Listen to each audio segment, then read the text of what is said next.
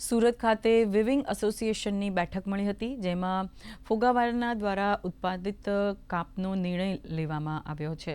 ત્યારે હવે તમામ વિવિંગ યુનિટો માત્ર 12 કલાકની એક જ પાળી ચલાવાશે અને અઠવાડિયામાં 2 દિવસ રજા રાખવામાં આવશે, જેનું મુખ્ય કારણ વિકટ પરિસ્થિતિમાં કારીગરોને રોજગારી પૂરી પાડવાનું છે।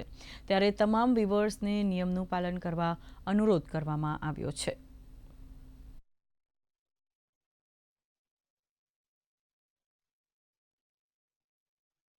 और सूरत के जितने भी एसोसिएशन है उसको साथ में रख के हमने खास करके किम पिपोतराया weavers association, Sachin weavers association, jacquard association, ऐसे जो एयरजेट व्यूवर्स एसोसिएशन, सारे एसोसिएशन को मिलके ये हमने डिसीजन लिया है कि हम एक पाली चलाएंगे, क्योंकि कारीगर को मजदूरी मिलना चाहिए। कि कारीगर नहीं रहेंगे तो फैक्ट्रियां नहीं चलेगी, और फैक्ट्रियां बंद हम नहीं कर सकते हैं, क्योंकि फैक्ट्री चलाने में ही फायदा है। क्योंकि फैक्ट्री एक बार बंद हो जाती है, फिर वो शुरू करने में बहुत सारी दिक्कतें आती है और नुकसानी हमें भुगतनी पड़ रही है।